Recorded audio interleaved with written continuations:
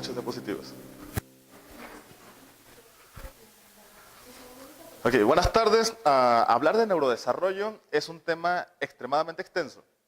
Así que voy a tratar de hacerlo un poquito más dinámico para satisfacer todas sus dudas, para que quedemos un poquito más informados sobre todo lo que implica el neurodesarrollo, donde no solamente es un proceso de aprendizaje, sino también es un proceso adaptable que se da a partir del medio ambiente y todas las experiencias que vamos a recibir de nuestro entorno.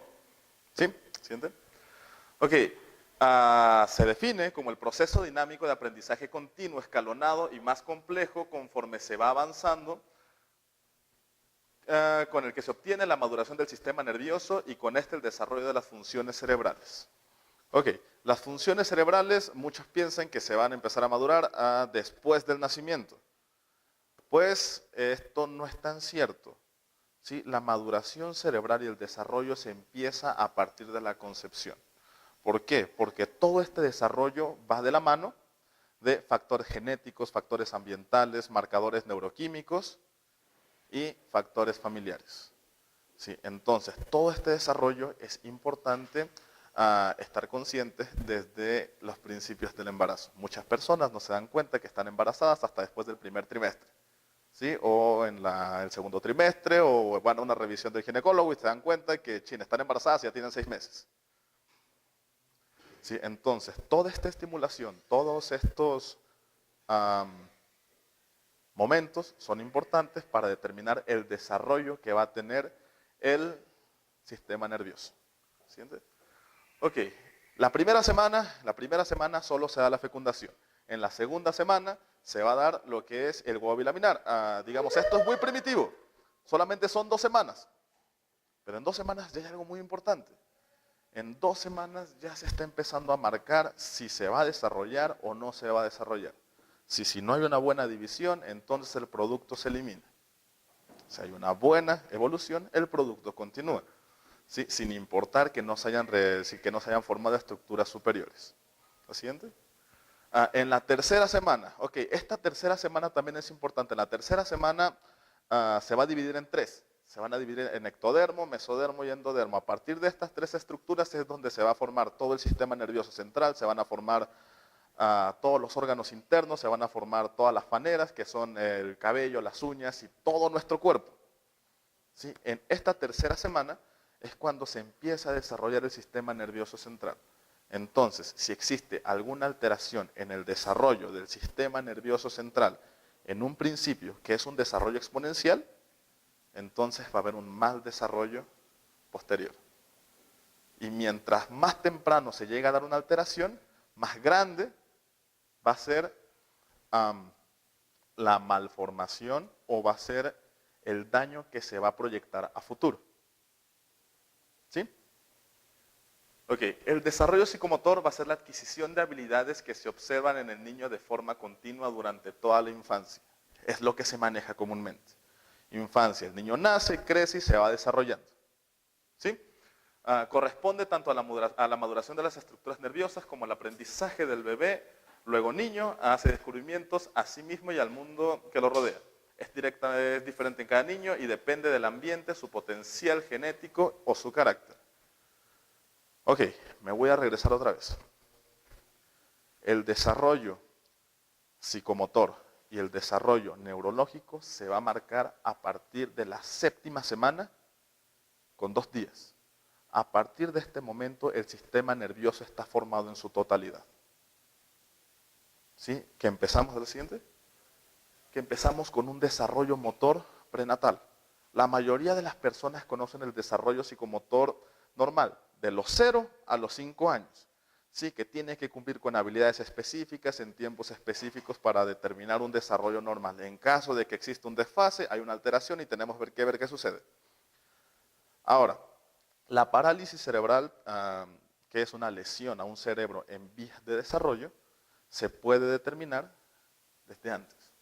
Lamentablemente, muchas instituciones, por protocolo, dan el diagnóstico de riesgo al año de edad y dan el diagnóstico de certeza hasta los 2 años. Estamos hablando de años, y si hablamos de meses son 24 meses. Si hablamos de niños, los niños cumplen con habilidades específicas en tiempos específicos. Tenemos 24 meses que no sabemos si se han cumplido de una manera correcta.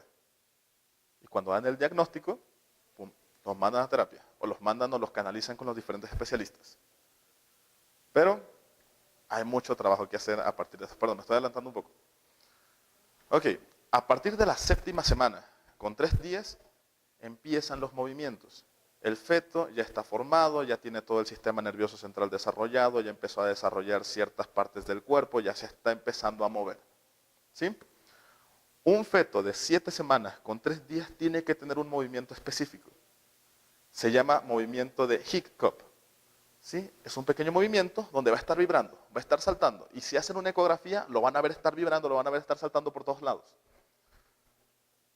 Si este feto no tiene movimiento, si este embrión no tiene un sistema nervioso central bien desarrollado, ¿qué va a pasar? No se va a mover. Y si no se mueve, ¿qué pasa? Exactamente, el cuerpo es sabio y la mayoría de las personas no se dan cuenta de lo que pasa en esta 7ª semana. Si el feto, si el embrión es hipokinético, se va a adherir a la pared uterina. Y si se adhiere a la pared uterina, se va a desechar. ¿Por qué? Porque no tiene movimiento, porque no está perfectamente desarrollado. ¿Y por qué? Porque no va a ser compatible con la vida.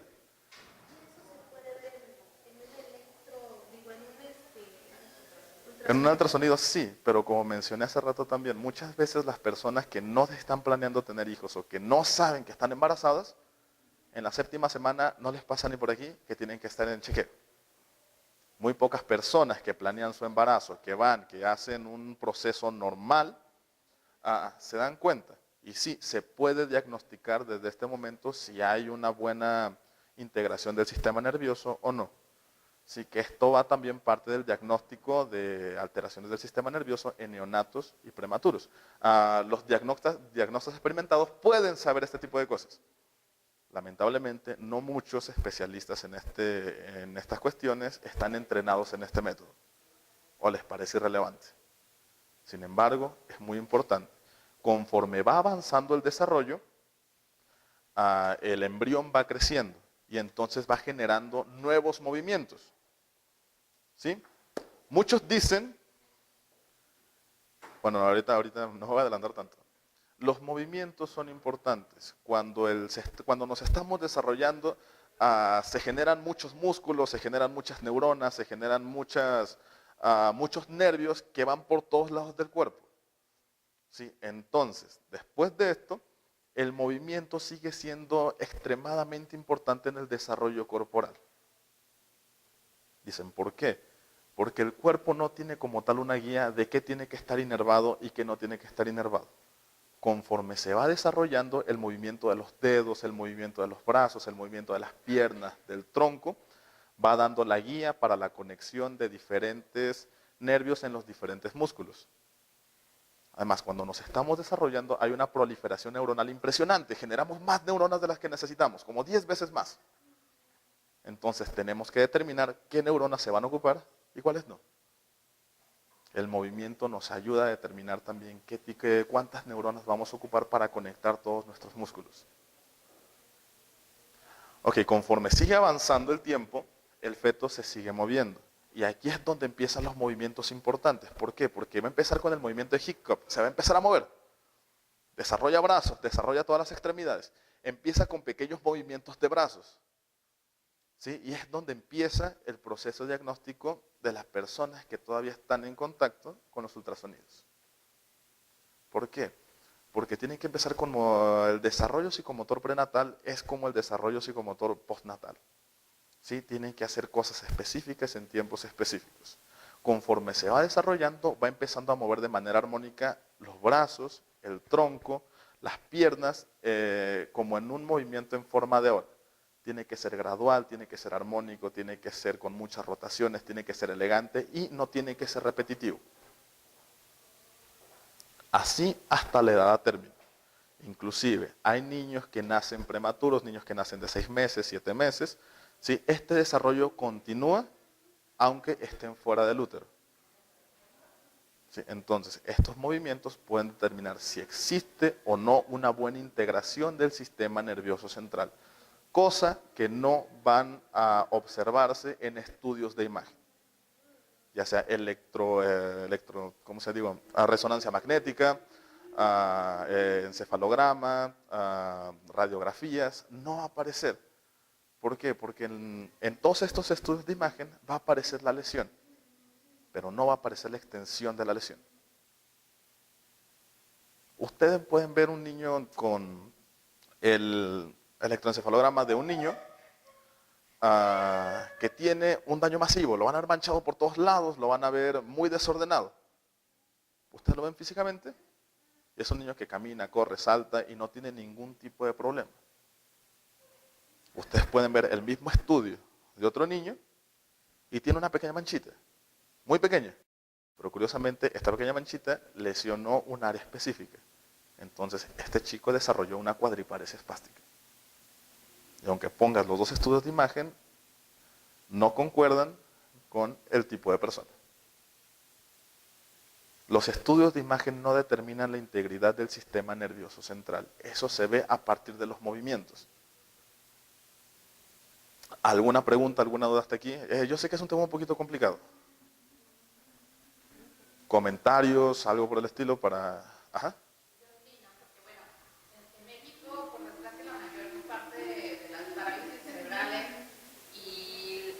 Las epilepsias más fuertes y no refractarias se dan por los accidentes al nacimiento, ¿no? Por las dichosas hipoxia.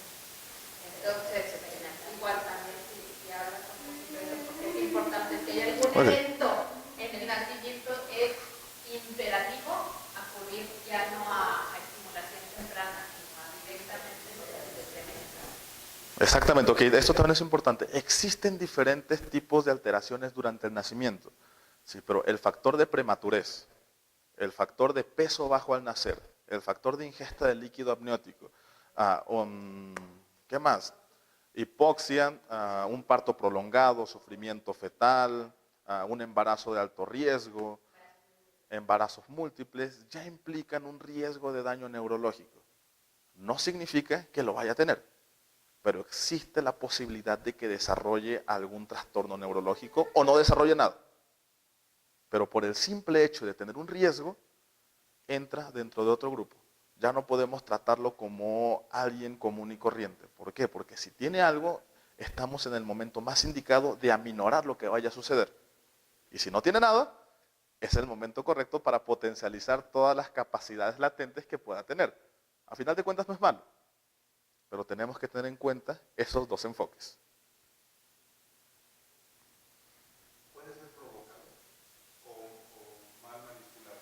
¿Cómo? Un parto es algo complicado, no es nada más como llegar y sacar al niño, sino hay muchos factores que pueden intervenir durante el parto. ¿Sí? El estado de la madre, cómo venga posicionado el bebé, el tamaño del bebé también, el tamaño de la madre. Por ejemplo, yo nací midiendo 60 centímetros, mi mamá midió unos 60. Yo no nacía por parto natural. Sí, mi papá mide 2 metros. Si yo no nací por parto natural, yo tuve que nacer por cesárea. ¿Sí? Mi mamá me tuvo a los 40 años. Después de los 35 años se incrementa el riesgo de daño neurológico por la edad de la madre. Sí, bueno, regresamos a la pregunta. Durante el parto existen muchas complicaciones que el doctor va a tener que estar atenuando para poder sacar al producto de la mejor manera. Y durante estas maniobras puede haber muchas situaciones que puedan comprometer la integridad del niño. Por ejemplo, lo sacas y de pronto, pum, al momento de llorar, ingiere líquido amniótico. ¿Sí? O al momento de sacarlo, el niño no llora. ¿Sí? O haces todo bien, pero el niño saca una cara abajo. Entonces, todo eso ya es motivo de un riesgo de daño neurológico. Ya se divide en diferentes categorías, leve, moderado, grave. Pero lo tienes que canalizar. ¿Con quién? Dicen con el pediatra. No es por atacar a los pediatras. De hecho, los pediatras hacen muy bien su trabajo. ¿Sí? Bueno, aquí va por qué. El pediatra se especializa en muchas cosas. ¿Sí? Tiene que tener en su cabeza mucha información de diferentes trastornos que pueda tener un niño. desde alergias, problemas medicamentosos, problemas cardíacos, vasculares, cerebrales y un montón de cosas. Es un mundo de información. Son como si fueran doctores generales, pero especializados en niños. Ahora, si hablamos de la parte neurológica, muchos de ellos no están tan preparados como quisiéramos. Y no porque no lo deseen. Yo me especialicé en rehabilitación neurológica. Si me preguntan de neurología, les voy a decir un poquito más que otras personas que no están sobre esto. Pero si me preguntan sobre amputados, sé lo básico. Ahora, hay pediatras que se especializan en muchas otras cosas y son muy buenos. Sin embargo, como dicen, a todos a veces se nos va un pequeño detalle. Pero es también tarea de los padres discernir si existe algo bueno o existe algo anormal. ¿Cómo? Todos hemos visto niños pequeños, todos hemos visto nuestros sobrinos, primos crecer a lo largo del tiempo. Y de pronto notamos que nuestro hijo, nuestro sobrino, no está haciendo algo en relación con los demás. Las comparaciones no son buenas, pero comparamos por naturaleza. Exactamente, comparamos. No, sí, sí es bueno comparar. Yo estoy a favor de comparar. Mientras más comparemos, más vamos a ver en qué lugar nos encontramos nosotros. Ajá.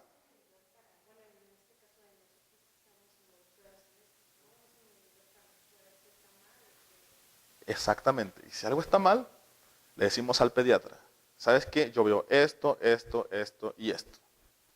¿Qué hay que hacer? Los canalizan. Hay que canalizar con médico en rehabilitación. Es diferente a todos los demás. El médico en rehabilitación se va a encargar de revisar las etapas del desarrollo, que se encuentra bien, que se encuentra mal. Discernir si es solamente un retraso del lenguaje, un retraso psicomotor, un retraso cognitivo o un retraso global del desarrollo. ¿Qué es el retraso global del desarrollo? El retraso global del desarrollo es un rezago del 10 o 20% en dos o más áreas del total. ¿Sí? A diferencia de un retraso psicomotor que solamente sería en el área motora. ¿La siguiente? Ok, también, esto es importante de lo que de lo que estaban hablando en las ponencias anteriores. ¿Qué es un reflejo? ¿Sí? Todo el mundo dice, reflejo es una respuesta específica a un estímulo específico. Si yo te toco con algo caliente que te lastima, te vas a quitar. Siempre. Si yo te pego en el tendón de la rodilla, la vas a estirar. ¿Sí? Ahora, el reflejo de alimentación, el reflejo de succión, ¿es innato? ¿Nacen con ese reflejo? ¿O se va desarrollando a través del tiempo?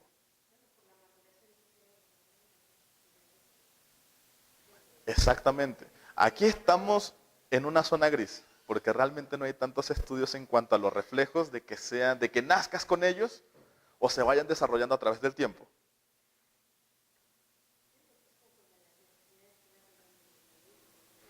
Ahí va. Los reflejos. Parte también de todo este método de diagnóstico de movimientos generales y del desarrollo prenatal, te dice que los reflejos no son innatos, que los reflejos se van generando a partir de los movimientos que el feto va haciendo adentro del útero.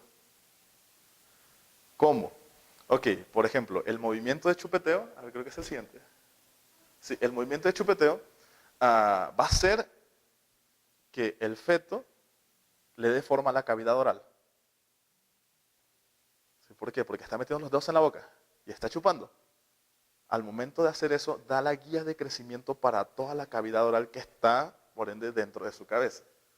¿Sí? El movimiento de Hiccup. ¿Han visto que un bebé dentro del útero también tiene hipo?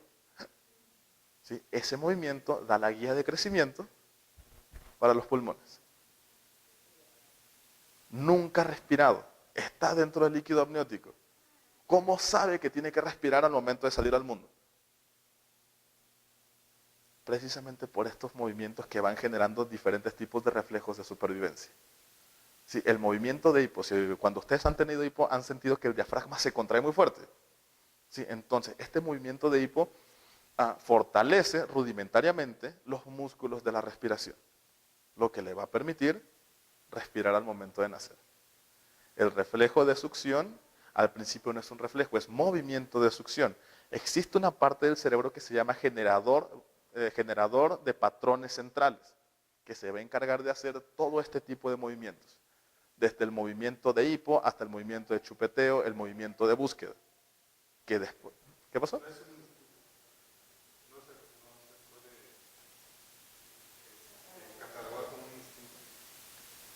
No se sabe, porque son teorías.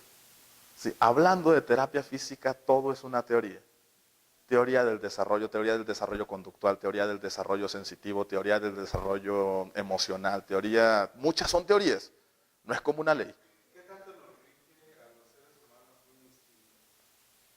Se supone que por ser Homo sapiens, el instinto está controlado por el raciocinio.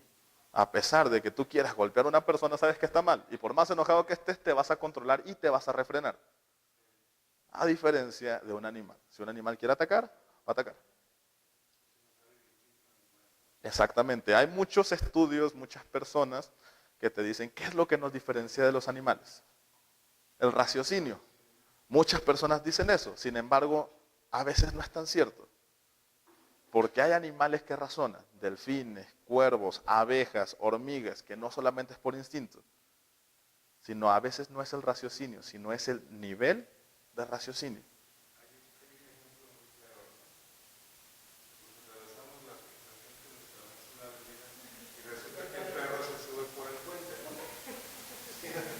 Pues claro, el perro sabe que se puede morir ahí, entonces necesita hacer otro tipo de cosas.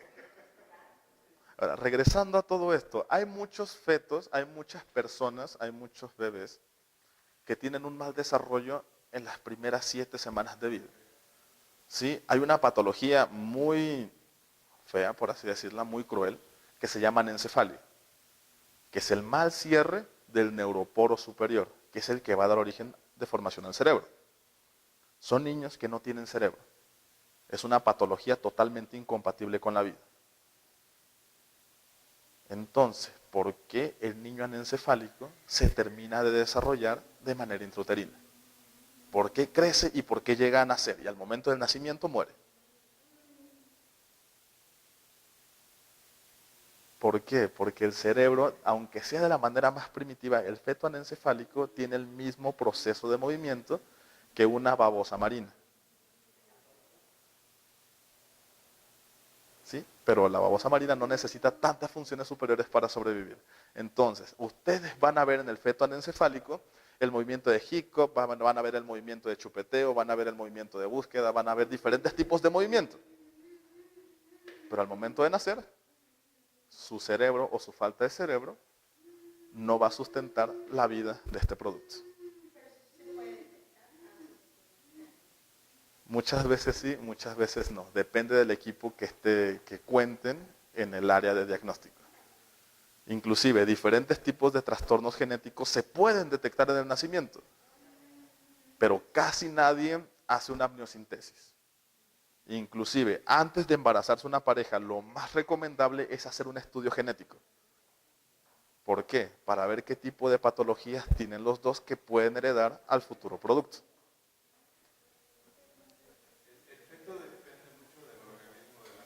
El feto depende totalmente del organismo de la madre.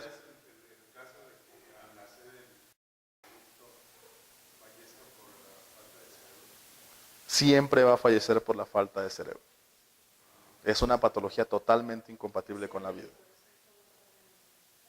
¿Mande? El cerebro más que nada. Hay personas que viven sin corazón. Hay muchos aparatos que, sobre todo las mujeres, me decían por ahí. ¿Ah? Ya, o sea, ya están pensando en atacarme. Una persona con corazón no haría eso. Bueno, no, es que el cerebro es importante. El centro de respiración y cardíaco se encuentra en el bulbo raquídeo. Si no existe eso, no puedes respirar, ni tu corazón puede latir. Y si el corazón no late, pues es muy difícil que estés con vida. Ok, la siguiente. Ok, el desarrollo cerebral y biológico durante los primeros años de vida depende de la calidad de la estimulación que recibe de su entorno, familia, comunidad y sociedad. Ahora, regresémonos al desarrollo intrauterino. Los primeros sentidos en desarrollarse son la vista y el oído. Por eso se recomienda tanto hablarle al bebé, diferentes tipos de luces. No le digo que el bebé está viendo todo lo que está a su alrededor, pero distingue la luz y la oscuridad. Distingue la voz de la madre, distingue la música, y eso puede influir en su desarrollo postnatal. ¿Alguna otra pregunta? Hasta aquí le decía, es un tema un poquito complicado. El desarrollo me gustaría hablarles más de las dudas que ustedes tengan, de sus experiencias, de lo que quieran saber. Ajá. Bueno, siempre a los que tenemos niños con epilepsia, les llega un estado epiléptico y somos todos, ¿no? Hasta la vida casi casi.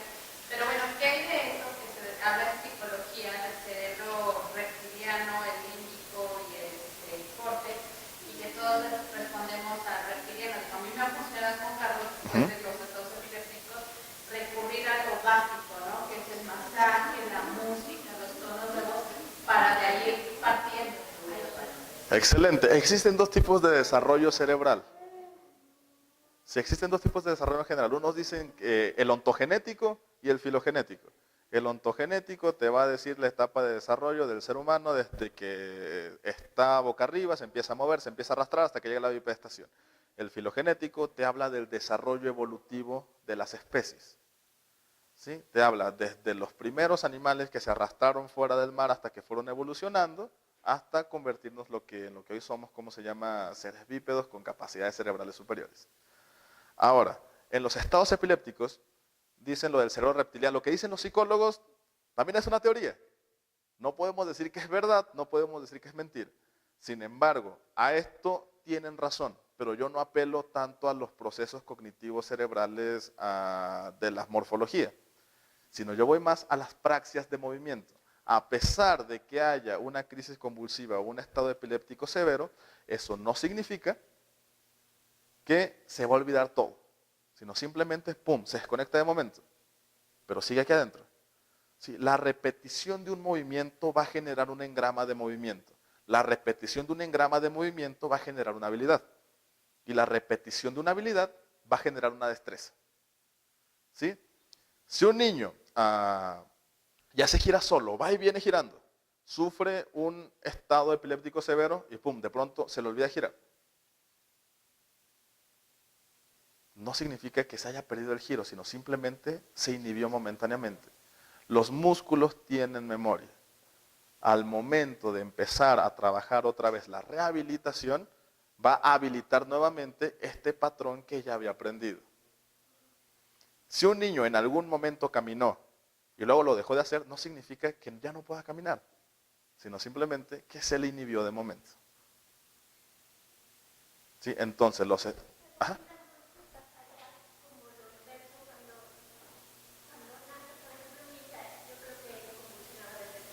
Ajá.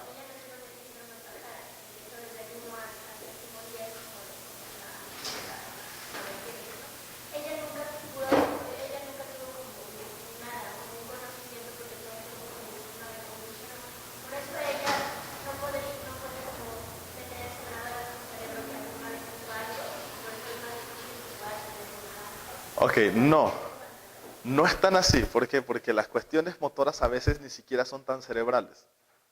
¿Sí? Existen dos tipos de reflejos, el reflejo consciente y el reflejo inconsciente. Hay reflejos que van a llegar hasta la corteza, que nos van a permitir analizar y nos van a permitir reaccionar.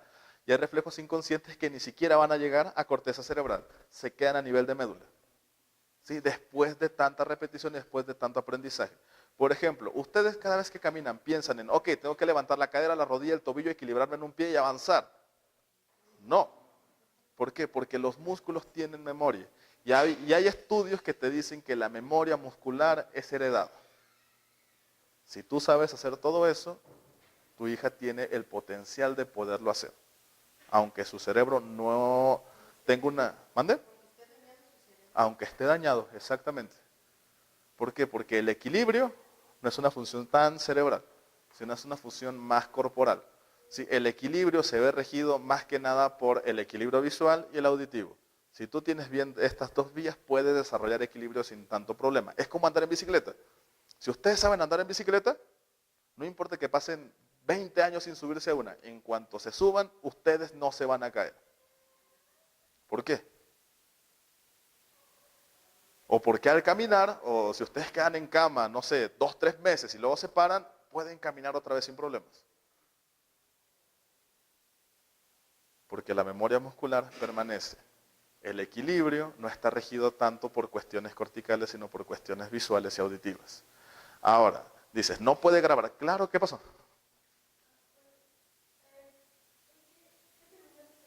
¿Mande?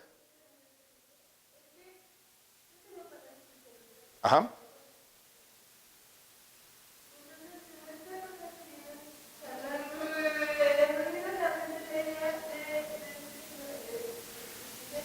Ajá.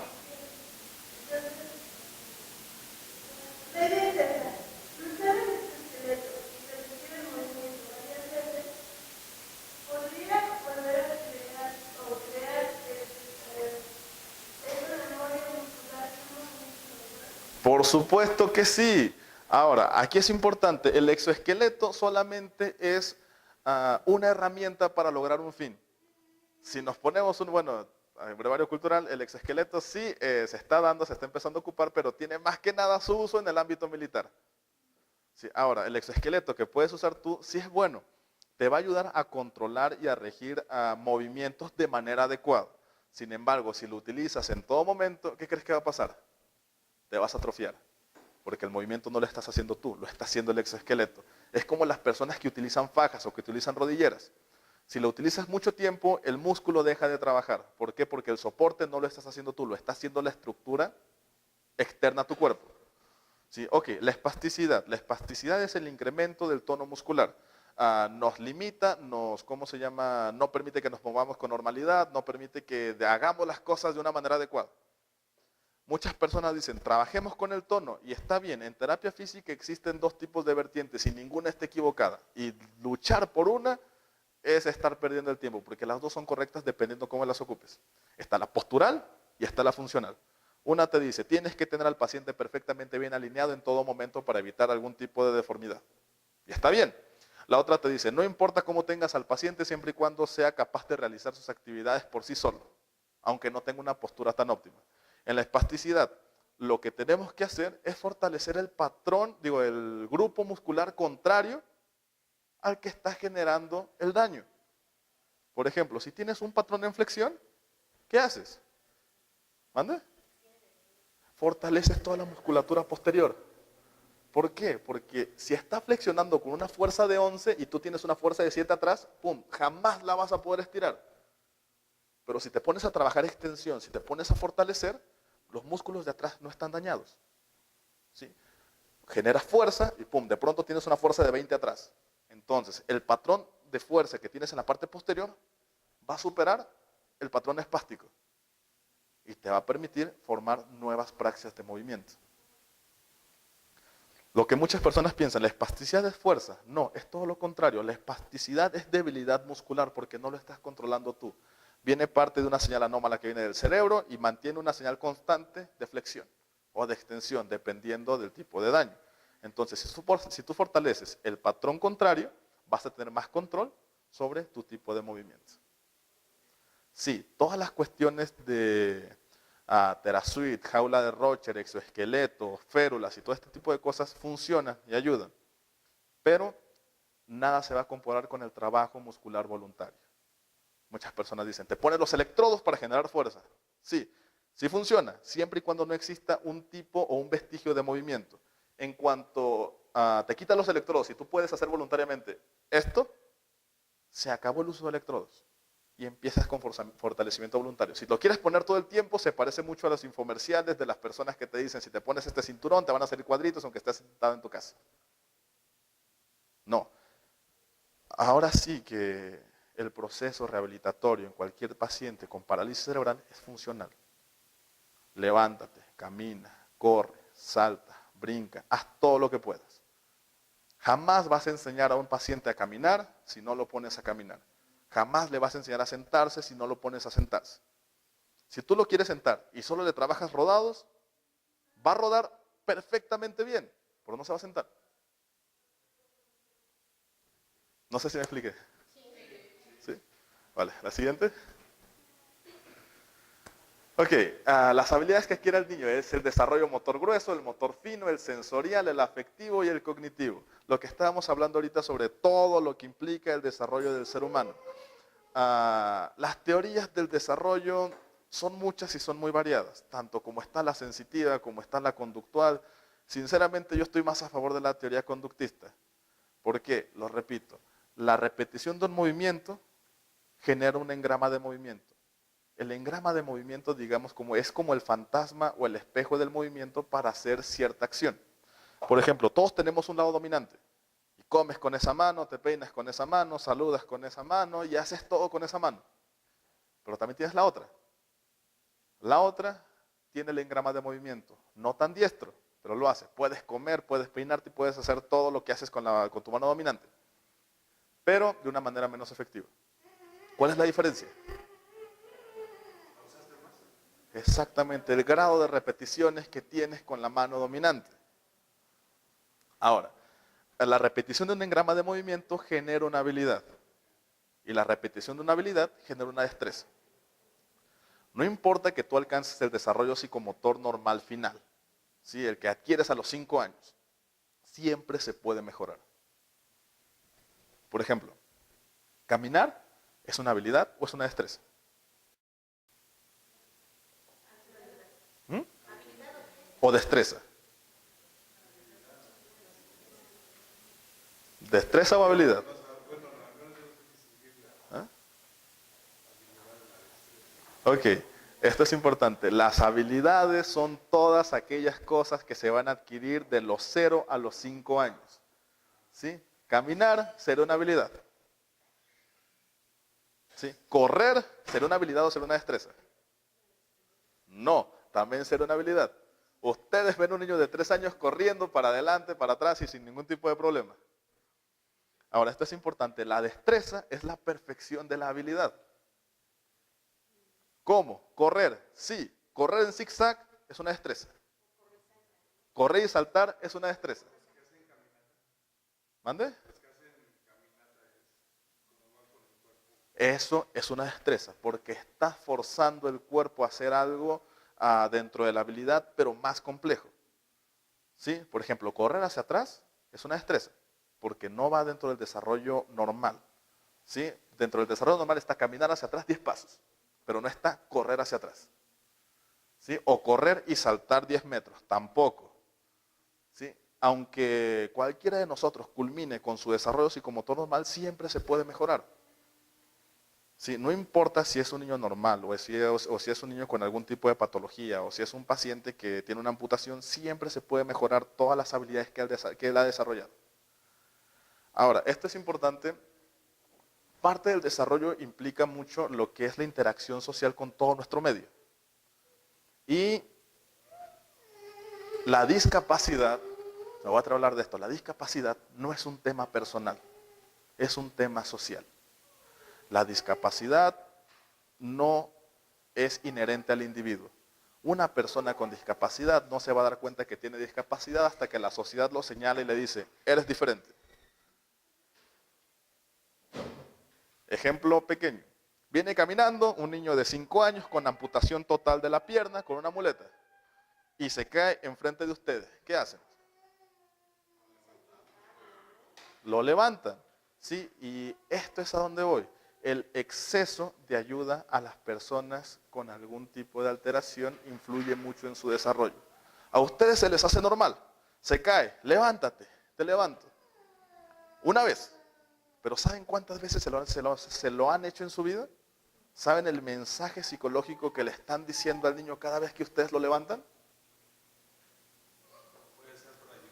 Eres un inútil, no lo puedes hacer solo. Por eso te ayudo. Es como si yo llegara con usted y le dijera, ay, mira, no sabes comer, ten, agarro tu mano y te lo doy en la boca. No, otra vez ten, come de nuevo, y come de nuevo. Llega a ser fastidioso. A nosotros no nos es tan molesto porque no estamos en esa situación. Pero imagínense que usted cada vez que lo viera, ay, no puedes comer solo, y te doy en la boca. Ahora, este tipo de chicos, este tipo de niños, son niños, van a correr, van a saltar. ¿Ustedes cuántas veces no se cayeron de pequeños? ¿Cuántas fracturas, cuántas raspones, cuántas cosas no tienen? Si ustedes ven un niño así que se cae enfrente de ustedes, ¿estás bien? ¿Sí? Y ya. Y se levanta solo. Si él necesita ayuda, va a pedir ayuda. No está mudo. Y si no quiere ayuda, se va a levantar solo de la manera que él quiera. Ahora, el desarrollo es importante. El desarrollo va a influir en nuestra percepción que tenemos de la sociedad. La forma en la que nosotros vemos el mundo. ¿Cómo explicarlo mejor? La mayoría de las personas tendemos a cuidar a los más débiles. ¿Sí? Pero a veces en ese proceso de cuidado los limitamos.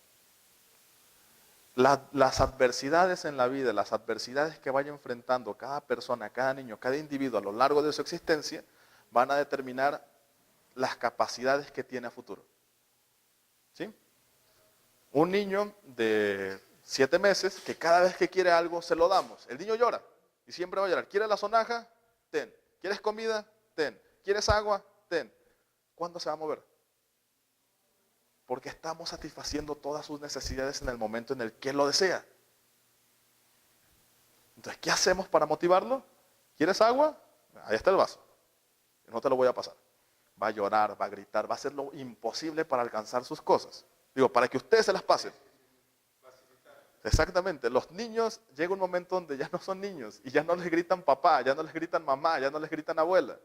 Muy subjetivamente les están gritando, esclavo, tráeme las cosas. Esclavo, dame de comer. Esclavo, cámbiame. ¿Qué tenemos que hacer? ¿Sabes qué? ¿Quieres agua? Ahí está el agua.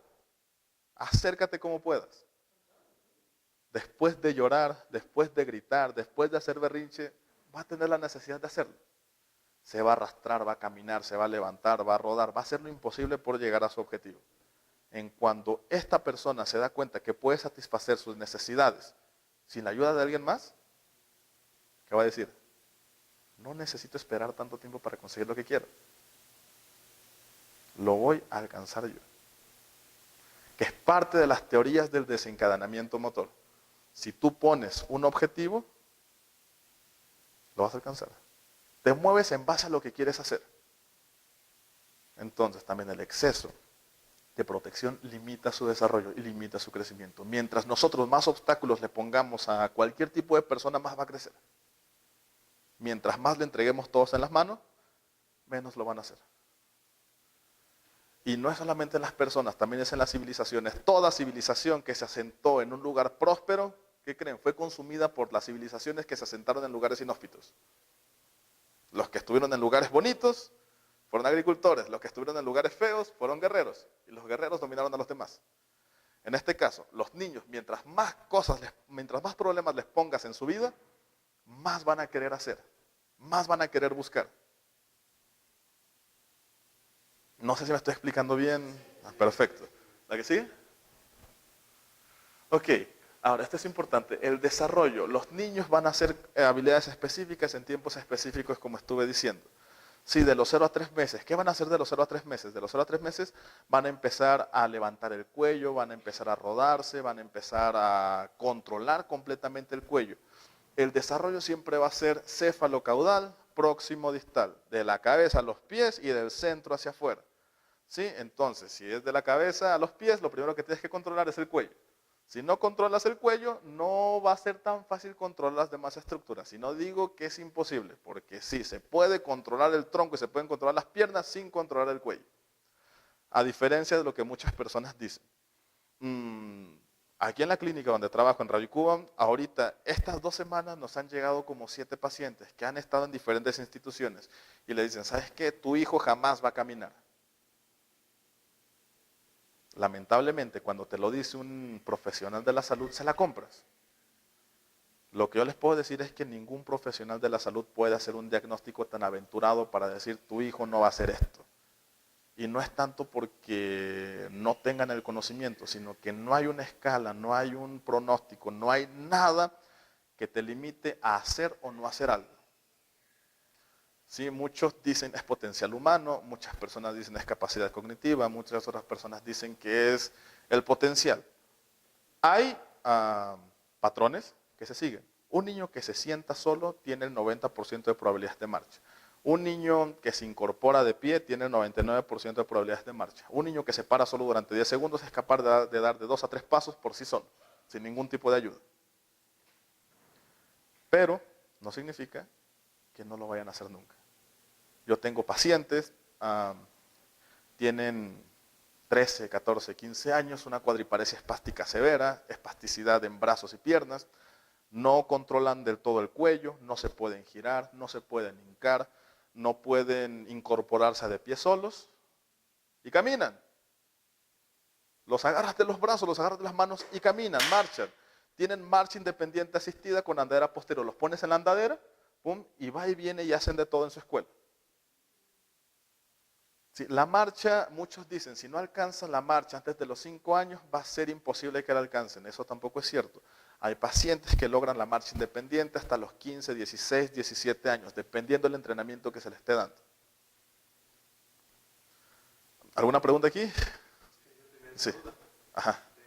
Bueno, ahí nosotros lo llevábamos que si no alcanzaba el desarrollo para caminar a los 5 o 6 años, que ya te lo dan de baja, ¿no? Sí. Ya no te lo quieren atender. Eso en institución es normal, no tanto porque no pueda caminar.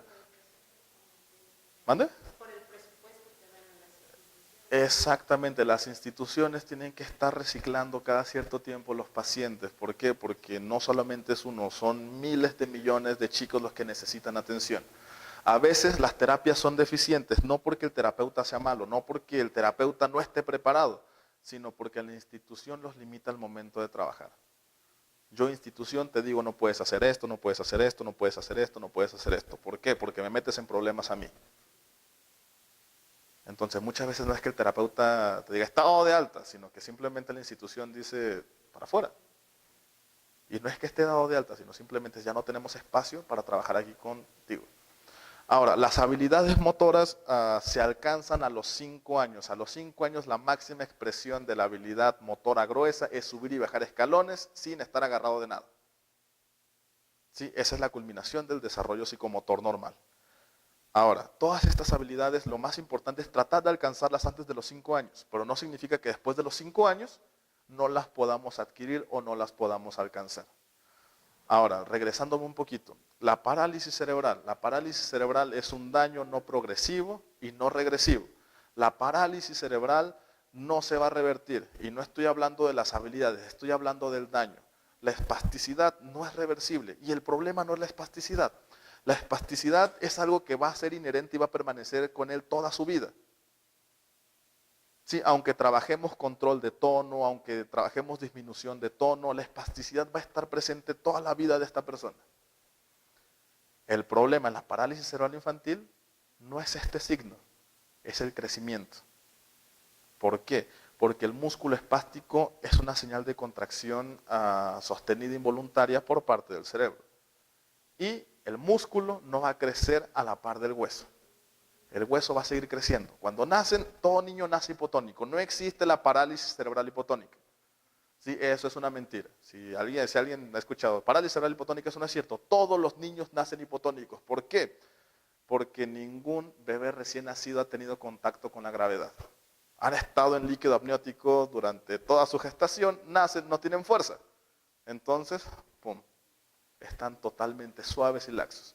Conforme se van fortaleciendo los músculos es conforme se va instaurando el patrón espástico. Ahora, al momento de que el niño empieza a crecer, tiene picos de crecimiento acelerado. Ustedes lo han visto, puntos donde el bebé, pum, crece más rápido, le deja de quedar la ropa, le dejan de quedar los zapatos, le deja de quedar todo. Ahora, los estiramientos son necesarios. Es la cosa que más resultados tiene para tratar la espasticidad en niños. ¿Por qué? Porque el estiramiento va a elongar la fibra muscular, la va a hacer crecer. ¿Sí? No lo va a normalizar porque va a crecer por lo menos hasta los 18 años, 20 años, dependiendo si es hombre o mujer. Entonces, el músculo se elonga y después crece el hueso. Entonces, eso va a disminuir las secuelas de la espasticidad a futuro. Porque si elongamos lo suficiente la fibra muscular, el hueso va a tener espacio para crecer. Si el hueso no tiene espacio para crecer, no le va a importar, va a seguir creciendo. ¿Y qué va a pasar? Al mes está así. A los 6 meses, si no hay estiramiento, pum, se empieza a cortar. ¿Sí? 7 meses sin estiramiento, pum, se vuelve a meter. Y después de eso viene la fijación articular. ¿Sí? ¿Por qué? Porque los huesos del cuerpo y los músculos son como si fueran pequeñas ramas de árbol. Si empieza a crecer hacia un lado y no le damos una guía, va a seguir creciendo hacia allá. Y empiezan las deformidades. Las deformidades se pueden corregir si es solamente de tejido blando, como posicionándolo en la posición correcta. El problema es cuando empiezan las deformidades óseas, que el hueso empieza a crecer de una manera normal o de una manera equivocada. Al momento de crecer de una manera equivocada, la única solución es una cirugía ósea y la recuperación es de 4 a 6 meses aproximadamente, a diferencia de una cirugía de tendones nada más. Por ejemplo, no sé si han visto personas que tienen espasticidad en las piernas, que las tienen dobladas, apoyan en punta, flexión de rodillas y flexión de cadera. La cirugía más recomendada para ellos se llama setaplastía o alargamiento de tendón. Entonces, ¿qué pasa? Cortan un poco del tendón de aquí, del tobillo y de la cadera. Pum, estira. La recuperación es de 4 a 6 semanas. Por eso es tan importante la monitorización durante el crecimiento. Digo, la espasticidad nunca se va a curar. Tenemos que aprender a vivir con ella. Tenemos que aprender a controlarla. Así como fortaleciendo los grupos musculares contrarios. Y ahora sí, nunca dejando de hacer ejercicio. Y eso no solamente es para personas que tienen algún tipo de trastorno, sino es para todos nosotros. ¿Sí? Mientras tú hagas más ejercicio, vas a tener una mejor calidad de vida. ¿Sí? ¿Alguna pregunta hasta aquí? Ajá. El Botox es una de las mejores soluciones que se les puede dar a este problema, pero solamente implica el 20% de la recuperación. Porque el Botox es un inhibidor de... ok, para no hacerlo largo. La señal está mantenida, está continua, mantiene la flexión, mantiene el patrón flexor. Al inyectar Botox directamente en el músculo, ¡pum!, inhibes esa señal por un periodo de 6 a 9 meses, dependiendo cuánto el número de aplicaciones que tenga del Botox. El Botox se aplica por músculo específico, de acorde a lo que el especialista en rehabilitación necesite lograr. Pero no va a funcionar de nada si no trabajamos en ese periodo de tiempo. La aplicación de Botox nos permite a nosotros los terapeutas aprovechar el máximo para formar patrones de movimiento nuevos. Al generar patrones de movimiento nuevos se vuelven habilidades y las habilidades no desaparecen. Todo lo que tú ganes en el periodo de tiempo que dure la aplicación de Botox va a permanecer con él el resto de su vida. Es más, va a haber pacientes que se quedan parados cuando no tienen la aplicación de Botox. ¿Por qué? Porque los músculos espásticos le dan cierto valor estructural. Muchos dicen por ahí, aplicas Botox, lo quieres dejar parado y ¡pum!, se cae. Porque la espasticidad no es fuerza, es todo lo contrario. A partir de eso tú empiezas a trabajar el grupo muscular necesario para generar la fuerza de la bipedestación. Pasa el efecto del Botox y él va a continuar con todo lo que se aprendió. Muchos pacientes, muchos especialistas, muchos doctores en rehabilitación mandan aplicación de Botox, lo combinan con relajantes musculares, que es tizanidina, baclofeno, hidralur. No sé si algunos de ustedes o los conozcan o se los hayan recetado. No hay ningún problema, se pueden combinar. También el Botox tiene un número determinado de aplicaciones. ¿Por qué? Porque al ser una toxina, el mismo cuerpo va creando resistencia a ese medicamento. Hay personas que se los inyectan cada vez que pueden, pero no tienen una terapia adecuada. Entonces el cuerpo va creando resistencia. Si la primera dura de 8 a 9 meses, la siguiente dura 6. Seguimos aplicando, dura 4. Seguimos aplicando, dura un mes. Me han tocado aplicaciones que duran una semana. Porque el cuerpo se va haciendo resistente a todo esto. Sí, ahora, ¿la siguiente? Digo, todos estos niños tienen que hacer habilidades específicas en el tiempo que les corresponde. O tratar de alcanzar todas estas habilidades en tiempo y forma. Si existe algún desfase, no hay problema. ¿Sí? Podemos seguir trabajando sobre eso. Muchos especialistas, muchas técnicas, muchas teorías del desarrollo psicomotor, Bobat, Kabat, Boitia, Ruth, Feldenkrais, existen muchas, son teorías, no es una ley. ¿Sí? Hoy valen un poco, mañana se descubre algo nuevo y deja de valer totalmente. ¿Sí? Muchos te dicen, si el niño no gatea, no podemos pasar a la siguiente habilidad. ¿Por qué? Porque el gateo es necesario, bla, bla, bla, bla, bla. El gateo se puede prescindir en ciertos casos. El gateo para lo que te ayuda es para generar la disociación de cinturas, para poder adelantar la pierna izquierda y el brazo derecho. hacer el movimiento de torsión. ¿Sí? Te da cierto valor de equilibrio y todo este tipo de cosas. Sin embargo, lo podemos saltar sin tanta complicación. Hablando específicamente de parálisis cerebral, nada más de parálisis cerebral, ningún método, ninguna teoría conocida hasta el momento aplicada de manera pura funciona. Si tú aplicas puro Bobat, no sirve de nada. Si tú aplicas puro root, no sirve de nada. Y hablo de parálisis cerebral nada más porque ya hay investigaciones, se hizo hace como 2 años, donde se descubrió que los métodos aplicados de manera pura son una pérdida de tiempo. Como profesionales de la rehabilitación, nosotros lo que tenemos que hacer es conocer todos estos métodos y aplicar lo necesario de cada uno de ellos para cada uno de nuestros pacientes.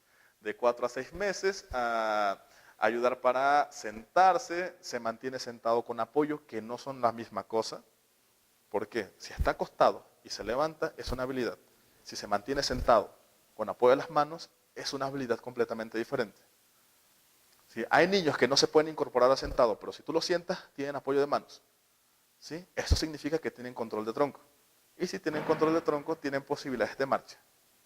Hay 3 requisitos fundamentales para conseguir la marcha. No importa si es asistida o si es independiente. Los 3 requisitos son apoyo total de la planta del pie, es alternancia del paso y es equilibrio. Si cualquier ser humano tiene estas 3 características, va a lograr un tipo de marcha, ya sea asistida o independiente. Pero muchos no lo dicen. Sí, inclusive hay muchos pacientes que en contra de todo pronóstico tienen un equilibrio excepcional, entonces caminan de puntas. ¿Sí? Tienen tan incrementado el equino, que están parados en puntas, flexión de rodillas y de cadera, y aún así se mantienen de pie. Y aún así caminan y se desplazan, van y vienen.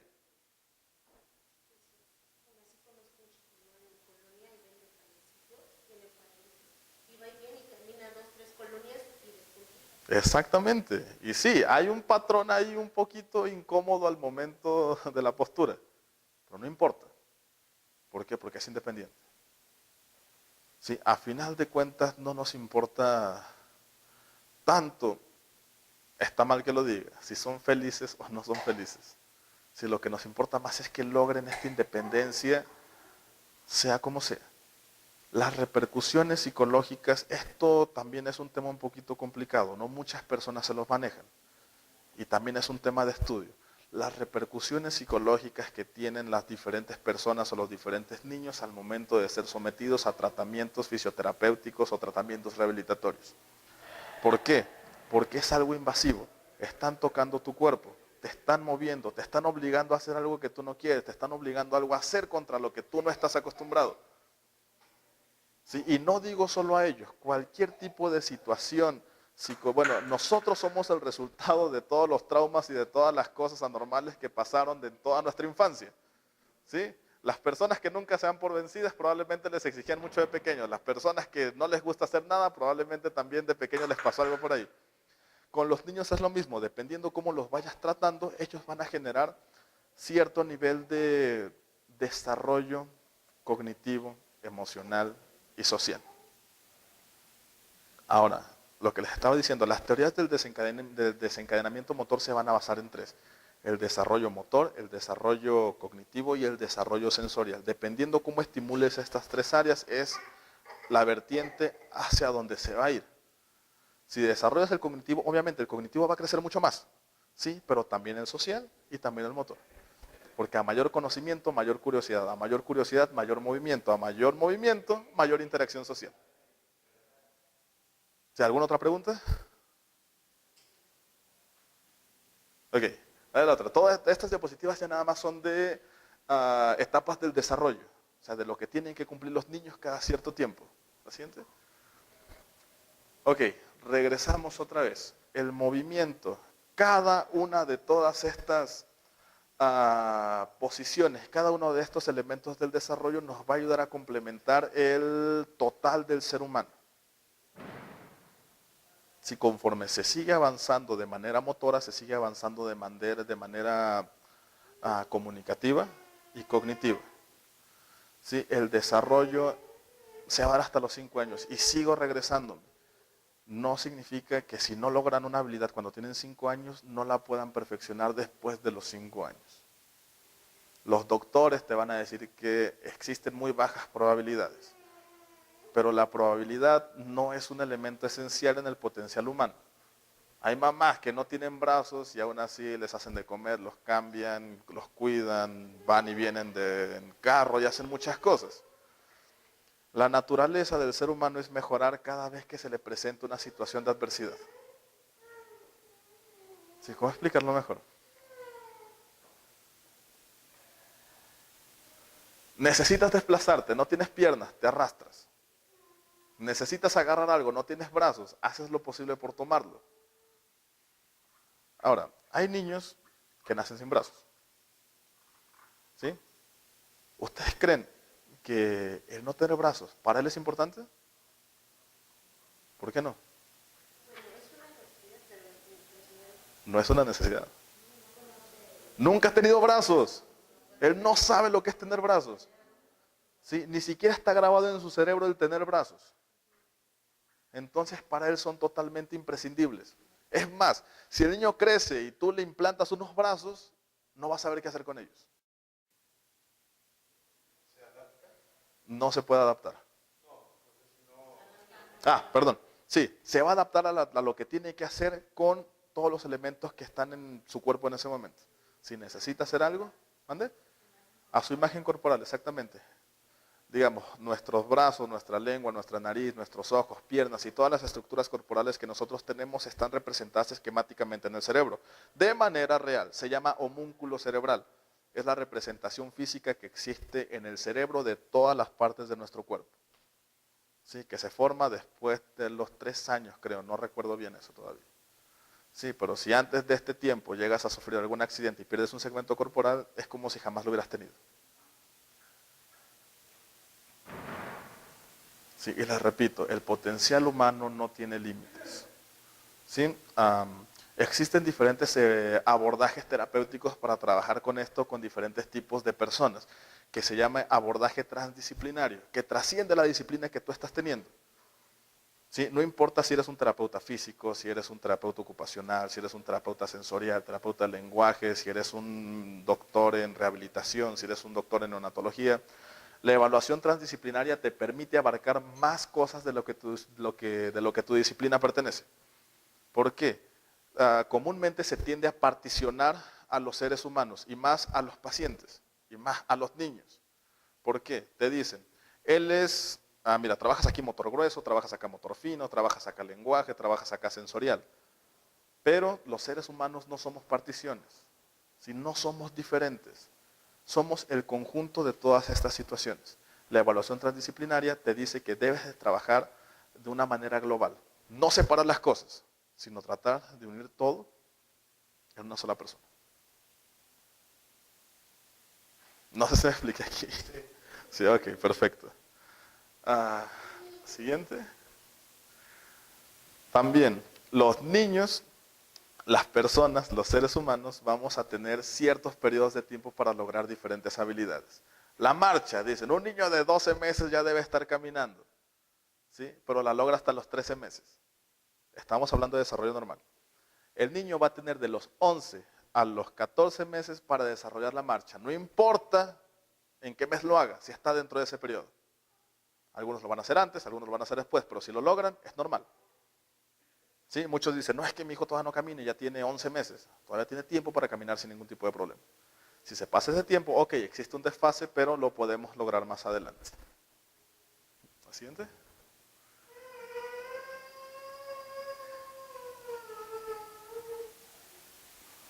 Bueno, antes de seguir con esto, ¿alguna otra duda que tengan? ¿Alguna otra pregunta en cuanto a desarrollo, en cuanto a capacidades, en cuanto a alguna patología en específico?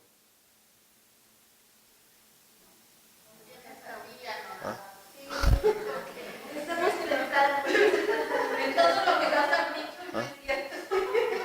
Sí, o sea, es que te quedas pensando en todo lo que te satura la información y pues ahora sí que de cierta forma te encasillas, ¿no? Pero tratas de hacer más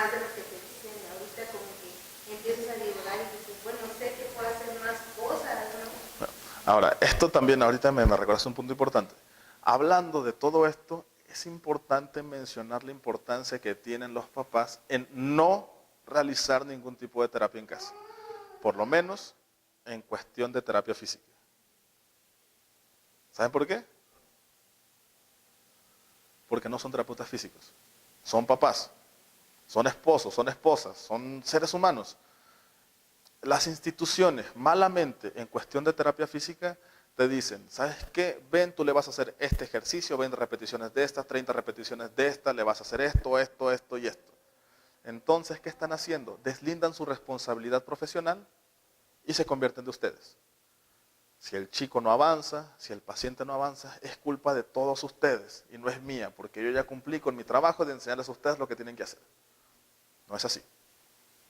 En Rabicuba, en el centro donde yo trabajo, no dejamos eso. Nosotros no dejamos trabajo para la casa. Y porque no es que ustedes no se preocupen por ellos, sino que nosotros nos responsabilizamos del avance terapéutico que vaya teniendo cada uno de los pacientes. ¿Por qué? Porque es mi trabajo, es mi responsabilidad y no es de ustedes. Ustedes pueden preguntar, pero ¿yo qué puedo hacer en casa para potencializar todo lo que tú estás haciendo? Es sencillo. Sin ningún tipo de guía, sin ningún tipo de, ¿cómo se llama?, de disciplina. Jueguen con sus hijos, jueguen con su niño. ¿Por qué? Si ustedes están jugando con él, están desencadenando otro tipo de patrones de movimiento que lo van a motivar a seguirse moviendo. Sí, ya sé que se tiren con ellos en la cama a girar, que estén pateando una pelota, que estén saltando, que esté parado viendo la tele. Sí, el juego entre padres e hijos nos va a beneficiar más en la rehabilitación física que el que ustedes les hagan 20 repeticiones de fortalecimiento de esto, esto, esto y esto. Ah, bueno, como comentario, ¿no? Que digo, sí, yo, mi hija ya me lo conocí, pues sí, ¿no? Te decían, hazle 30 movimientos de pata, sí, o son 30 y no, la verdad acabas porque no tienes ni la preparación, ni la capacitación con la espalda que te duele, con los cansados, con un chorro de cosas, ¿no? Porque no es tu responsabilidad si tienes la capacitación, ¿no? Y no le diste una rehabilitación, una rehabilitación adecuada a tu hijo. Tú te estás lastimando, todo se está postergando y tampoco tuviste tiempo para jugar, para ejercer tu maternidad. Entonces, si el algo te dice, ok, ya, lo vamos a parar, pues ahora denlo en perulo y vamos a hacer juegos parados, ¿no? Para fortalecer lo que me está diciendo Eduardo. O ya estamos trabajando sentados, pues vamos a hacer juegos sentados, pero vamos a fortalecer lo que ya se ganó en terapia física, pero integrándolo a la dinámica familiar. Como Mariana dice, ya puedes como masticar papaya. Pues órale, hijo, todos los días te ofrecen una papaya, ¿no? Entonces, para que hasta que la odien, casi, ¿no? Hasta que digan, no, ya no es papaya, voy a masticar otra cosa, ¿no? Pero sí es distinto, ¿no? O sea, reforzar lo que te está haciendo con ellos, sin dejarlo porque se pierde. De otra manera. Sí, y como les decía, reforzar todo esto de manera natural y cotidiana, no como un ejercicio que se tiene que hacer todos los días a las 5 de la tarde. Sí, si ya se está empezando a sentar solo, pues dejarlo sentado solo. Sí, que se siente para ver la tele, que ya no la vea acostado, que se siente para comer, que ya no coma semiflexionado, todo este tipo de cosas. Sí, si el niño ya está caminando, sencillo, dejarlo de cargar tanto. Mientras más lo carguemos, menos va a querer caminar. Si mientras más lo dejamos en el piso, pues más va a querer moverse. Es más, la mayoría de los niños cuando descubren que pueden hacer algo nuevo, lo van a querer seguir haciendo todo el tiempo. Sobre todo el niño que siempre estaba acostado, que descubre que puede estar sentado. El mundo cambia. Sí, cuando te sientas y cuando te paras, el mundo cambia drásticamente. Si siempre estás acostado, todo lo ves enorme, todo lo ves gigante, todo lo ves inalcanzable. Pero cuando te paras, todo se hace más pequeño. Las posibilidades crecen hacia todos lados. Que me pongo ya a pensar, ¿no? O sea, yo tengo las dos comparativas en casa. Mi hija en condición de verdaderamente con discapacidad. A mi hija pues a veces le puedo desatenderla un poco por atendernos a su hermana. Pero ahorita, o sea, me pongo a pensar en las dos cosas, ¿no? Mi hija ha ganado más habilidades debido a que estoy un poco más con su hermano, ¿no? Y Tiene 3 añitos, mi hija, y mi hijo tiene 4 años, ¿no? Pero agarra y si quiere leche va y saca el vaso y se sirve leche porque tiene la necesidad de Pues la leche. claro, si estás atendiendo al otro niño, pues el otro se queda con el plato vacío. Demonios, ¿qué hago? Voy por mi leche. Sí, entonces, es lo que les estaba comentando. En parte de las situaciones adversas van a crear mayor desarrollo en todas las personas. Ahora, lo mejor que puedes hacer es dejarlos convivir juntos. En todo momento. Un hermano es la mejor motivación que va a tener, porque a él no le va a importar nada. ¿Sí? Le va a pegar, lo va a empujar, lo va a arrastrar, le va a hacer de todo. ¿Sí? Lo único que tenemos que hacer es cuidar la cabeza. Que no se peguen en la cabeza. ¿Sí? Si de ahí en fuera que se pueden lastimar lo que sea. ¿Sí? Ponemos un pequeño casco de tela, un casco de taekwondo, un casco de algo. ¿Para qué? Para que no sea un golpe tan fuerte. Sí, pero están molestando, pum, se cae, se pega en la cabeza, ok, no le pasó nada. Se raspa las piernas, se raspa los dedos, se lastima, pero no hay problema. ¿Quién de nosotros no tiene una cicatriz? Por Dios, casi todos tenemos los hombres tenemos una cicatriz aquí abajo, que te dijeron, no hagas eso, y pum, acabas en el hospital. Sí, o acá, todos tenemos cicatrices por todos lados. Es imposible querer que un niño no haga todo este tipo de cosas por estarlo cuidando y que no se vaya a lastimar más. ¿Sí? Ya se me olvidó hablar de otra cosa también. Bueno, se me fue. Bueno, repito, es importante. No se sientan mal si ustedes no le hacen terapia en casa al niño, o al paciente, o a cualquier persona. No es su trabajo. ¿Qué pasa? Porque yo todas las veces que llevo a terapia al niño Teletón me regañan. No, sí, es que... Que no le hago los ejercicios de la terapia. Entonces se pone muy, muy duro en todos los sentidos. No porque no tenga flexibilidad, sino porque los quiere ser. ¿Sí? Entonces llego allá al Teletón. Bueno, yo sé que llega muy martirizado. Sí, en serio. Sí, Porque no. llego allá y es que papá haga los ejercicios y no me quiere. O sea, pero es que usted lo tiene muy consentido, todos se me enojan, le digo, es que a poco quieren que le aplique mi fuerza a un niño, lo voy a lastimar. Sí. Quieren que yo aplique una fuerza muy excesiva con el niño cuando el niño no coopera. Pero usted es muy consentido, pues soy su papá, ¿qué voy a hacer? Sí, ¿no?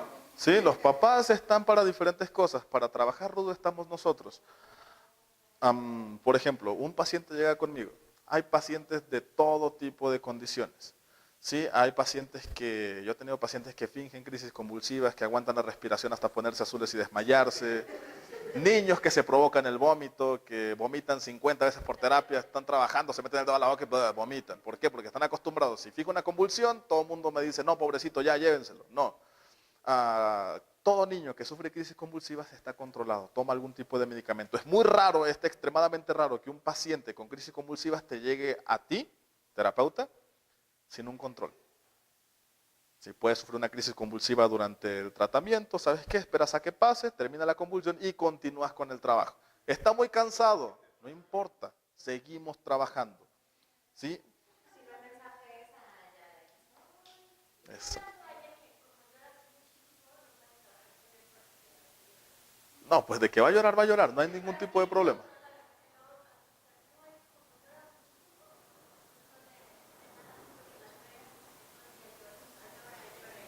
No importa. Mira, el niño, el paciente o cualquier tipo de persona puede estar llorando. A mi terapeuta no me importa eso.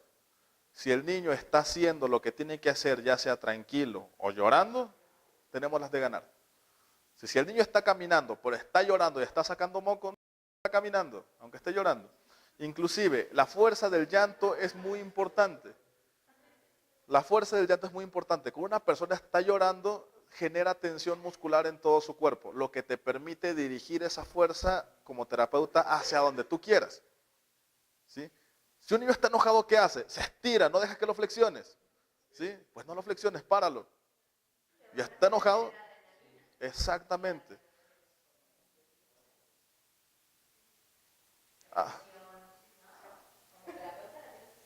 Exactamente, no es como que trabajes.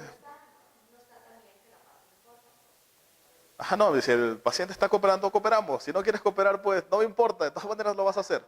Lo tienes que hacer. Es como si todos nosotros fuéramos a la escuela y le dijéramos al maestro, ¿sabes qué? No quiero estudiar hoy. Vamos a ver películas. Y así paso un año viendo películas. Si sus papás que hubieran dicho, oye, te estoy pagando para que le enseñes, no para que me lo tengas viendo películas. Lo mismo pasa con nosotros terapeutas. Ustedes nos traen a sus niños para ayudarlos a desarrollarse, no para consentirlos, no para apapacharlos, no para que la pasemos bonito.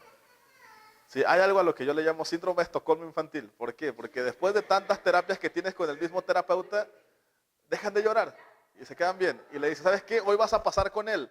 No. ¿Por qué no? Pues contigo. O sea, más vale malo por conocido que bueno por conocer. Entonces los niños se acostumbran también. Es un periodo de adaptación de por lo menos 2 semanas. Va a estar llorando, va a estar mal.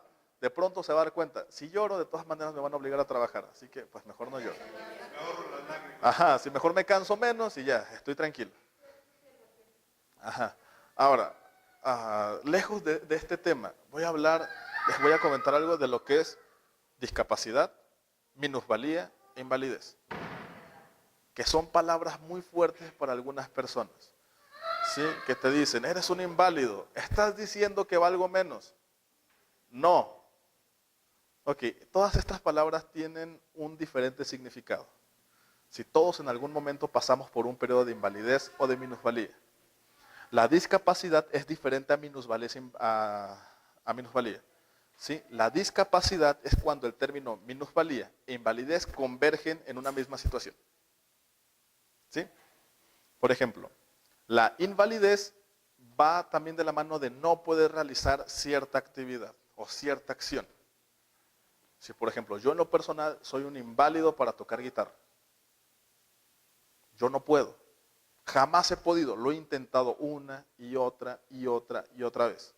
Y no lo puedo hacer. Sí, en apariencia yo no tengo ningún tipo de trastorno ni nada por el estilo, pero soy un inválido para tocar guitarra. No tengo oído musical, no tengo coordinación en los dedos, no tengo las praxias necesarias para tocar guitarra. Soy un inválido para tocar guitarra. ¿Sí? Ahora, minusvalía. Minusvalía viene de un grupo de personas. ¿Sí? Por ejemplo, yo no sé jugar fútbol, pero puedo jugar fútbol. Si voy a jugar un equipo de fútbol y me pongo a patear la pelota, voy a ser un minusválido. O sea, ¿por qué? Porque no voy a estar al nivel de las otras personas que están realizando la actividad de una manera adecuada. ¿Sí? Y ahora, la discapacidad, es importante, la discapacidad no es simplemente una enfermedad, un diagnóstico o una forma de ser. Una persona que tiene amputación bilateral de piernas, que es capaz de realizar sus actividades de la vida diaria, recreación, trabajo y ocio, auxiliado por silla de ruedas o por algo, queda totalmente desclasificada como persona con discapacidad. Eso es importante, no importa el diagnóstico. Si tú puedes hacer todas las cosas de tu vida, quedas desclasificado como persona con discapacidad. Aunque sea con una silla de ruedas, con una andadera o con X o con Y adaptación en tus diferentes cosas. Muy, muy importante. Ahora, lo que es la CIB, la Clasificación Internacional de la Funcionabilidad, te dice que hay diferentes enfermedades que se elevan a discapacidad. Esquizofrenia, Alzheimer, demencia senil, Parkinson. No importa cómo veas una persona con demencia senil, jamás le vas a dejar a cargo la cocina para que se prepare de comer. Alzheimer, jamás le vas a dejar a cargo sus medicamentos. Sí, la mayoría de las enfermedades mentales pasan a ser enfermedades discapacitantes, a diferencia de las enfermedades físicas. No importa si es parálisis cerebral, no importa si es síndrome de Down, no importa si es síndrome de Patau. ¿Manden? O alguna amputación. Exactamente. Puede ser amputado de las 2 piernas y aún así no tener discapacidad. O sea, no sé si esto queda claro. Ajá. De hecho, pues está como que más tendiente ahorita la OMS a buscar que se establezca la condición de dependencia en vez de la de discapacidad, ¿no? Porque como lo dice Eduardo, una persona puede tener una deficiencia física o es independiente, autónomo, tanto como cualquier persona sin ninguna deficiencia física, mental, o emocional. Y es lo que se está buscando en todo el mundo, ¿no? Que se reconozcan mejor los niveles de dependencia.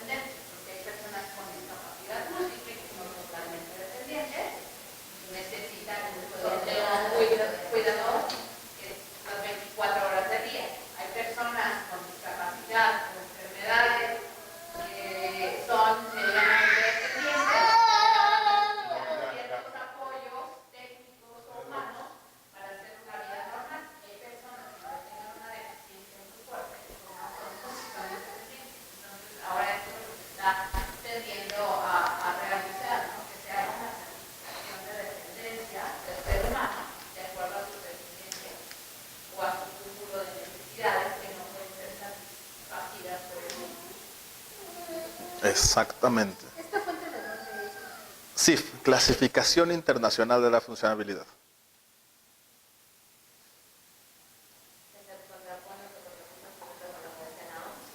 Ajá. Y bueno, se contrapone totalmente al símbolo de silla de ruedas que ponen en la norma. Ajá. Porque es una generalidad que no, ajá, bueno, es lo que nos pasa a nosotros. Exactamente. De las carriolas, ¿no? Que siempre son de la imagen de que tenemos que traer a los viejitos en silla de ruedas y lo traemos en carriola y no nos permiten el acceso, ¿no? Son las terminologías de personas con capacidades diferentes y luego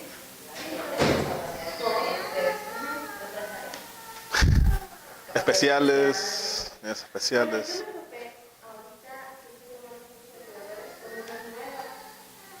Descripción de discapacidad visceral. O sea, es un nuevo concepto y la chava no nos pudo explicar el por qué, de dónde ella decía que se considera discapacidad cuando tienes un daño enorme. Es que sí existe, por ejemplo, la vejiga neurogénica en pacientes con lesión medular. Sí, se puede decir que es una discapacidad visceral porque no tienen la capacidad de vaciar la vejiga a voluntad. Sí, sino se tienen que estar haciendo cateterizaciones seguidas para vaciar la vejiga. Sí, ahí. Lo que engloba en los factores discapacitantes es justo eso, que en alguna de las 4 áreas de desarrollo haya algo que no puedas hacer. Una deficiencia. Que por alguna cuestión no puedas satisfacer lo que decía, las cuestiones sociales, las cuestiones de ocio, las cuestiones lúdicas, las cuestiones educativas, cognitivas, las cuestiones de habilidades lingüísticas, comunicativas, o sea, que en alguna de las áreas de desarrollo haya una barrera, exista una barrera. Si no la hay, sin miembros, sin lo que sea, puede catalogarse fuera de las universidades. Claro, ok. Entonces voy a pasar a hablar un poquito también del desarrollo posterior al desarrollo psicomotor normal, que se completa a los 5 años. Después de los 5 años, las personas dicen que ya tienen todas sus capacidades completamente formadas, ¿sí? Listas para formar destrezas. Pero aún así, vemos chicos en la primaria, secundaria, prepa, universidad, que les dicen que son torpes, ¿sí? Que no pueden aventar una pelota, que no se les dan los deportes, que no tienen tanta coordinación.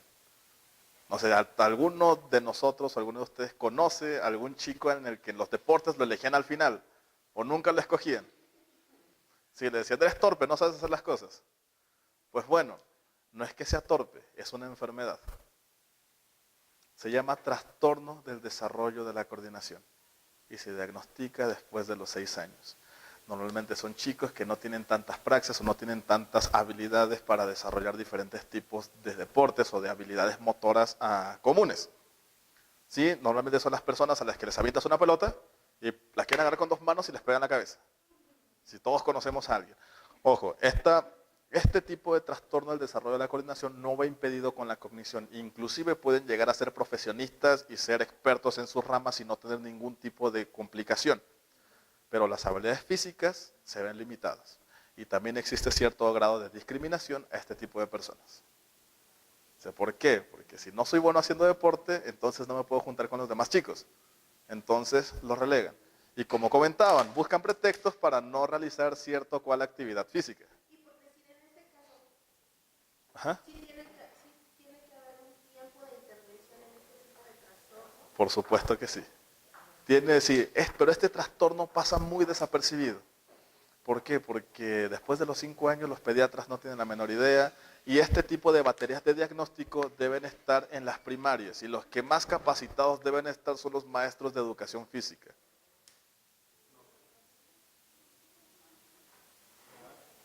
O alguna maestra o la directora.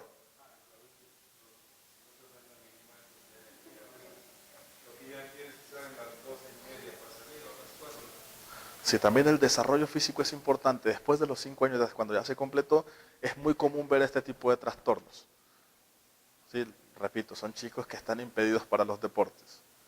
También tiene un componente genético. Así como hay familias donde todos son deportistas, donde todos son diestros para diferentes actividades físicas, hay familias en las que ninguno puede aventar una pelota. Y suele pasar y es muy común. Por ejemplo, en mi familia todos hacen ejercicio, todos son deportistas de cierto nivel.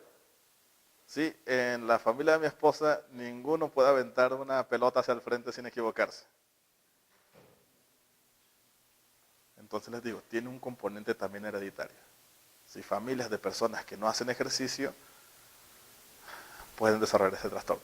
También tiene una ligera o grande incapacidad de coordinación visoespacial.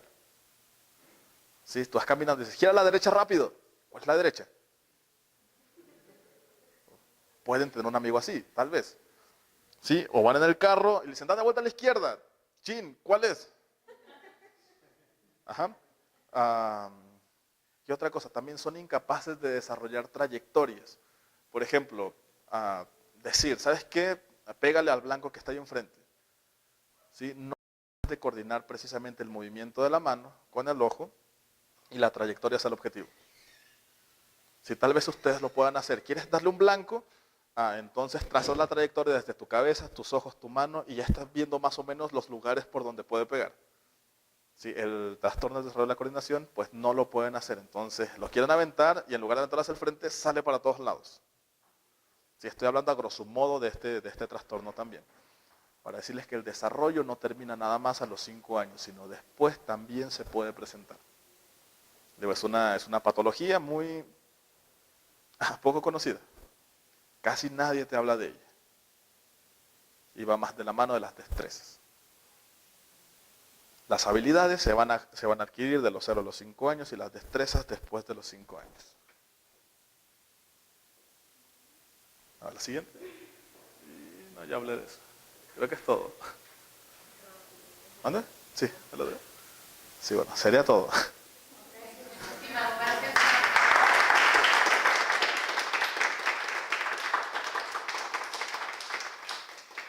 Emiliano te va a dar tu diploma, Eduardo. Bien, entonces, muchachos. De veras que ahorita con Mariana y contigo nos tenían así como que era, ¿no? Me estás abriendo un panorama que desconocía. Por el que vivimos engañados 8, 4, 14 años. ¿Cómo estás? Yo sé que ya estás fastidiado de mí. Sí, no, ya estás fastidiado, no. Sí, no te preocupes. No, ya. Sí, no, son muchas horas para un niño estando aquí, no. De hecho, me sorprendió que no lo hicieran las primeras 2 horas. Y bueno, te regalamos una proteína, a ti proteína, no por azúcar. Muchas gracias.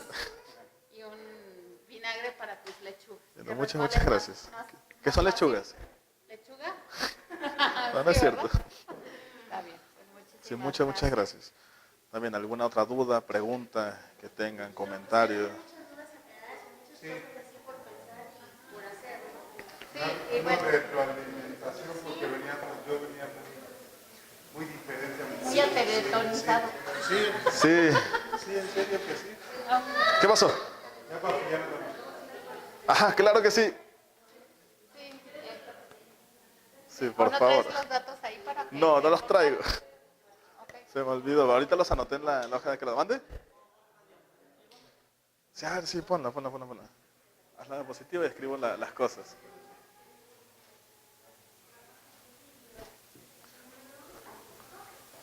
Sí, pero muchas veces los conocimientos que se manejan en rehabilitación son conocimientos de la era de Bobat, o sea, de hace más de 50 años.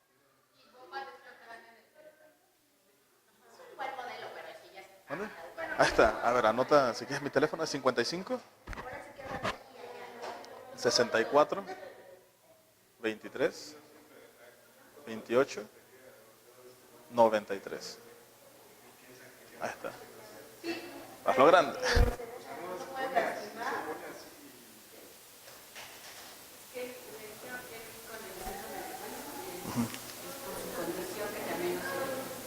No, eso no tiene nada que ver. El síndrome de West son solamente crisis convulsivas. Tan, se acabó. El síndrome de West es epilepsia, que es edad dependiente y listo. Y se le tiene que tratar como a cualquier niño que tiene. ¿No? Si hay crisis que no le dejan hacer su chamba o aprender, pues hay que ajustar la medicación y listo. Pero el West no tiene que ver nada con la rehabilitación. Sí, pero también los procesos cognitivos son importantes. Si tú tratas a cualquier niño de cualquier condición diciéndole, eres lo más precioso del mundo, te lo mereces todo, nadie te merece, necesita, todo el mundo debe rendirte pleitesía a ti, tú puedes hacer lo que quieras. Va a crecer siendo la peor persona del mundo. Con dos esclavos para todas. Ajá. Me han tocado pacientes, muchos pacientes con parálisis cerebral de 15 años, 9 años, 7 años que golpean a la mamá. La muerte. Sí, de que le dice, ¿sabes qué? Yo no quería esto y pum, se lo avientan en la cara.